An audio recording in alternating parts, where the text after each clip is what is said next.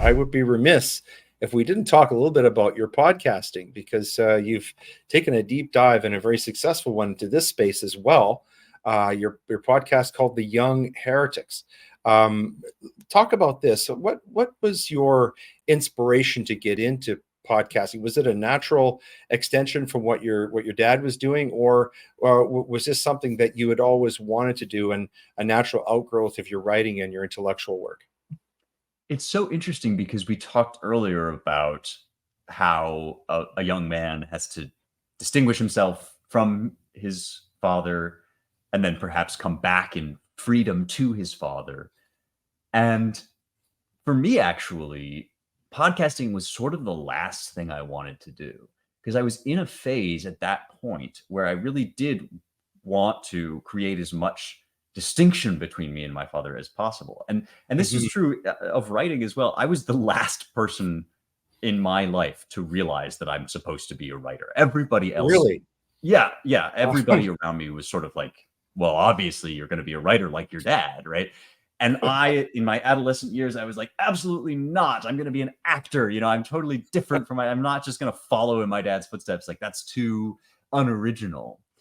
And so it took me a long time to feel confident enough in my individuality that I could admit the ways in which I am very like my father. There's Right. something kind of, I think, necessary about that. And it's important to go through that phase, because then you're not just copying your dad or whoever your role model is. You're actually maybe an apprentice, or you're following in these footsteps, but in your own way and on your own time.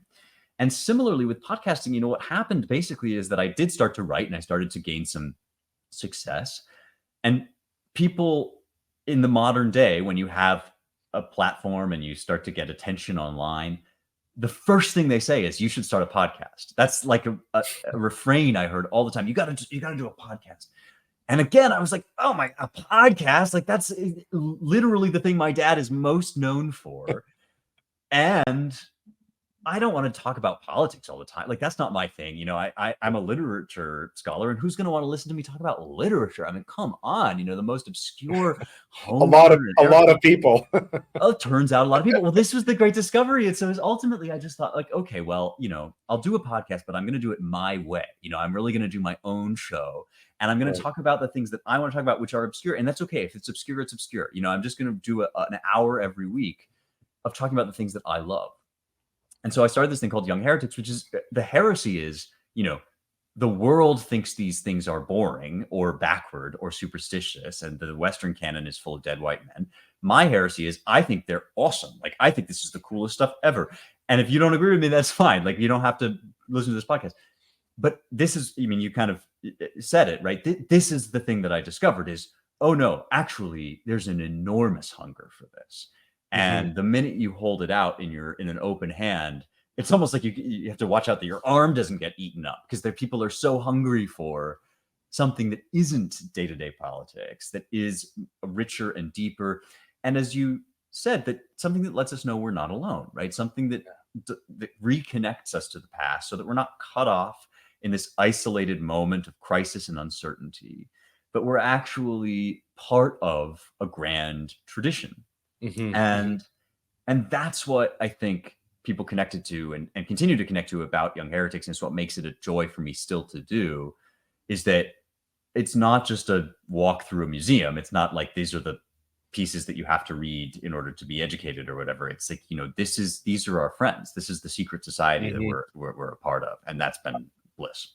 Well, I'm no longer young. I'm in my 50s, but I really enjoy your podcast, all the writing and everything you're doing. You also have another really fascinating project that's more recent that I've been following, and this is a collaboration with your father, Andrew. This is the New Jerusalem. This is a really interesting project where you and your father are writing letters to each other and essays and publishing on this page, the New Jerusalem. This is a really interesting concept. How did you come up with this? It's funny. It grew like so many of these projects that have grown up between us. It really came naturally. It came from conversations we were both having about our careers and about what we wanted to contribute to the world. And we're both, one thing we share that I would say my father taught me and passed down to me, although it is also something that I naturally gravitate toward. We both really share, we're happy and we're ambitious people. We're happy to be successful, but ultimately, we could be sitting on a box by the side of the road and we would still kind of be talking about this stuff, that there's something essential, urgent, like lifeblood to us about ultimate questions, and especially about God, which, the longer both of us live, the more it seems like God is the only thing that is worth talking about. And Right. everything worth talking about ultimately ends up tracing back to God at some point. And so we were just kind of discussing the fact that, we both are lucky to have venues where we can write, and there are wonderful publications that we're both involved with. But there was nowhere that we thought was really just, where our sensibility just fit like a glove, right? Where this kind of jokey, antic sense of humor met with kind of big questions, met with like palling around and friendship, where that was really could be given its full reign.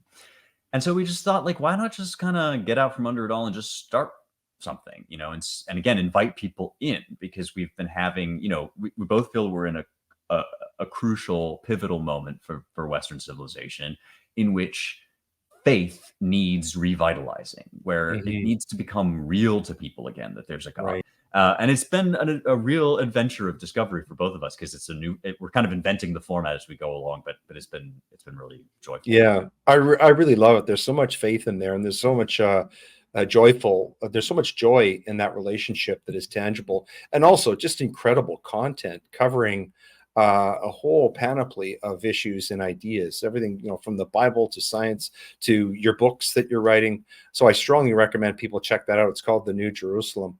We can't take up too much of your time. Been so grateful to have this time with you, Spencer. I want to come back, and we have something on our show that we finish off with. We close with, called the reading list. It won't shock you to learn that your books are featured today, and they're going to be added to our reading list. Your most recent book that we've been talking about today is called Light of the Mind, Light of the World. And if you haven't seen this is a really astonishing and beautiful cover. There's a story, there's a backstory to this cover that I won't tell here, but if you check out Spencer's podcast, Young Heretics, there's an episode there where, on another podcast, where he goes into great detail describing the cover and the title and how much thought went into it. And really, it's obvious that degree of thought and care also went into the writing of this book. Your other book, How to Save the West. This book was right in my wheelhouse, and it's such a hopeful book. And so, and both of these books, folks, are just beautifully written. They're just carefully crafted prose. And so I highly recommend them, and I'm very proud to add them to our reading list. So, Spencer, I'd like to come back to you. Obviously, very well read, Oxford PhD. Are there any books, and this is hard to do, any books that are special to you that you would recommend to our viewers and listeners that would maybe illuminate their understanding of some of the topics that you have been writing about and treating in your books? Well, first of all, that's just so kind, Leighton. Thank you. And if I could sit here and talk with you all day, I would. This has been a true delight, and so nice to talk to somebody with smart and interesting questions. I think perhaps the one that comes most readily to mind is C.S. Lewis's Abolition of Man. And the Abolition of Man is his series of 3 lectures where he really addresses science as a philosophic enterprise. And then finally, I would say, of course, that Stephen Meyer's own book, The Return of the God Hypothesis, is a must read. Thanks for that. And thank you for taking the time to be our special guest here. Obviously, you are a remarkable person, so wise for your age, and just producing brilliant books and content for people, especially for those of us who are Christians and are looking for faith-based content that's out there, but that is also very, very intellectually astute and sophisticated. So thank you so much for all that you're doing. We wish you much success with the books and everything that you're doing. I'm certain that this new book will be a bestseller. I pray that it will be, and we wish you much continued success, Spencer. Thank you so much for being our special guest here on Gray Matter today. It was a true pleasure. Thank you so much for having me, and I hope we'll do it again sometime. We will. If you'll come back, we'll have you.